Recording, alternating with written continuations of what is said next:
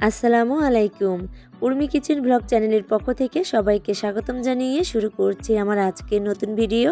আশা করছি যে যেখান থেকে বসে আমার এই আজকের নতুন ভিডিওটি দেখছেন সবাই খুব ভালো আছেন আলহামদুলিল্লাহ। সকালবেলায় চিতই পিঠা বানাতে বসে পড়লাম। চিতই পিঠা তো বানিয়ে নিচ্ছি আর কয়েক প্রকারের ভর্তা বানিয়ে নেব। আমার তো ভীষণ পছন্দের একটা খাবার। চিতই পিঠা বানাতে যেমন ভালো লাগে খেতেও কিন্তু ভীষণ ভালো লাগে। শুধু মাংস দিয়েই খাবো কেন, মাংস ছাড়া যদি ভর্তা দিয়ে খাওয়া হয় তাহলে কিন্তু খেতে ভীষণ ভালো লাগে। আমার কাছে সবচেয়ে বেশি ভালো লাগে ভর্তা দিয়ে খেতে।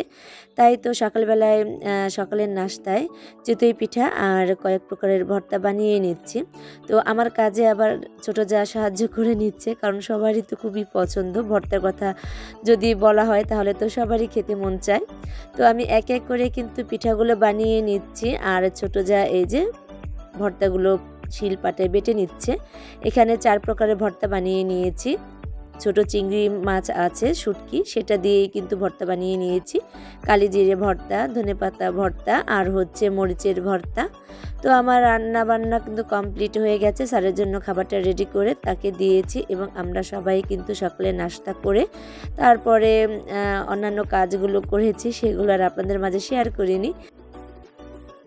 সব কাজগুলো কমপ্লিট করে তারপর ছোট যা আমি, মিম, শশী আমরা চলে এসেছি পাশের বাড়িতে।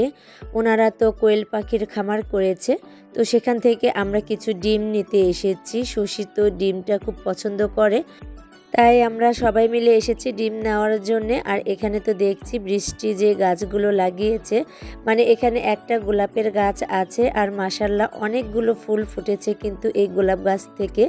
আমি কিন্তু এই ফুলগুলো দেখে আমার খুব ভালো লাগছিল আর ওর কাছে বলছিলাম যে এখান থেকে আমাকে চারা দেওয়ার জন্য। তো বলছিল যে ঠিক আছে আন্টি, পরবর্তীতে যখন আমি কলম কাটি তখন আমি আপনাকে দেব। আর এই গাছটা কিন্তু অনেক ফুল এবং কলি এসেছে আর দেখতেও খুব ভালো লাগছে, তাই আপনাদের সঙ্গে শেয়ার না করে পারছিলাম না, তাই একটু শেয়ার করলাম। আর এখানে ভাবি কিন্তু সকালে নাস্তা রেডি করে তারপরে দুপুরে রান্নাটা বসিয়ে দিয়েছে। সে তো এখানে যে মানে কোয়েল পাখির যে খামারটা করেছেন, এখানে কিছু কোয়েল পাখি রেখেছে খাঁচার মধ্যে বন্দি করে, আর বাকি যেই কোয়েল পাখির বাচ্চাগুলো আছে সেগুলোকে ব্রোডিং করে রেখেছে পাশের ঘরে। সেখানে আর আপনাদের সঙ্গে শেয়ার করলাম না গিয়ে।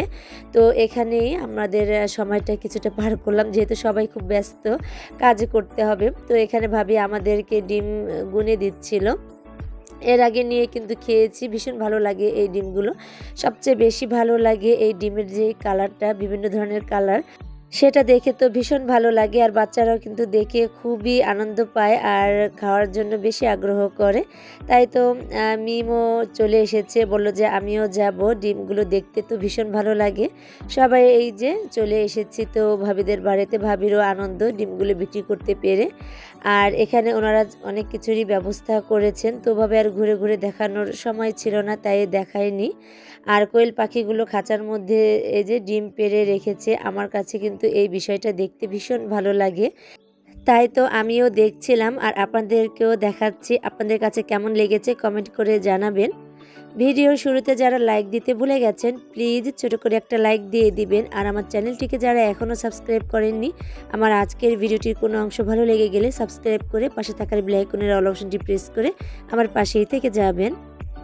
সংসারের কাজের চাপে এখন একদমই সময় পাই না, তাই ভিডিও সঠিক সময় মতো ছাড়তে পারি না। মাঝে মাঝে ভিডিও ছাড়ি, যেহেতু কয়েকদিন পর পর আমি ভিডিও ছাড়ি, তো আমাকে হয়তো অনেকেই ভুলে গেছেন। যদি আমাকে কেউ ভুলে না যান, ভিডিওটি দেখছেন, তো আমি দেখব কে কে আমাকে ভুলে যায়নি। অবশ্যই কমেন্ট করে যাবেন, কমেন্টের মাধ্যমেই কিন্তু আমি জানতে পারবো কে কে আমার ভিডিও দেখছেন বা আমাকে ভুলে যাননি। ইউটিউবে যে যত বেশি পরিশ্রম করতে পারবে, মানে যে যত বেশি কাজ করতে পারবে এবং ইউনিক কিছু দেখাতে পারবে, তো প্রতিদিন যে পরিশ্রম করে খুব সুন্দর সুন্দর ভিডিও আপলোড করতে পারে, তো সেই তো সবচেয়ে তাড়াতাড়ি কিন্তু সাফল্য অর্জন করতে পারবে। আর প্রতিদিন সঠিক সময় মতো ভিডিও না ছাড়লে সেই চ্যানেলটা এমনিতেই কিন্তু চ্যানেলটা বসে যায়।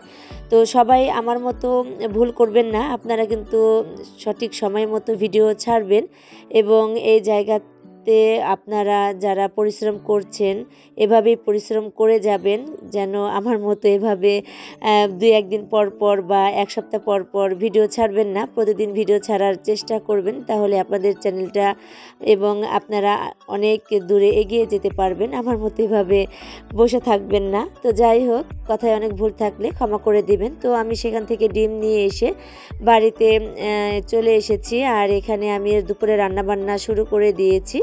দুপুরে রান্নাবান্না কমপ্লিট করার পর আমি এখন যাচ্ছি আমার ছোট ননদের বাড়িতে।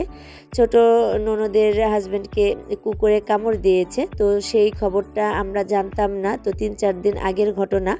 তো ও আমাদেরকে আজ জানিয়েছে, যার কারণে আমরা আর অপেক্ষা না করে আমি এবং আমার ছোট যা খুব তাড়াহুড়ো করে দুপুরে রান্নাবান্না কমপ্লিট করে তারপরে আমরা রওনা করে যাচ্ছি ছোট জায়ের বাড়িতে।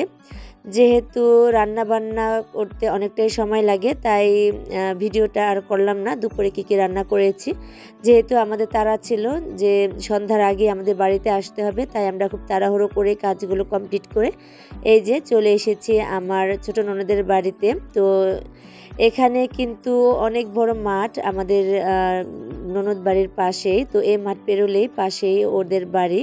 তো ওর হাজব্যান্ডকে দেখে তারপরে কিন্তু আমরা চলে যাব, ওদেরকে কিন্তু জানাইনি যে আমরা আজকে আসছি, আমরা না জানিয়ে এসেছি। তো ও খুব অনুরোধ করছিল থাকার জন্য, না থেকে বাড়িতে চলে এসেছিলাম। তো এই ছিল আমার আজকের ভিডিও। সবাই ভালো থাকবেন, সুস্থ থাকবেন। আসসালামু আলাইকুম।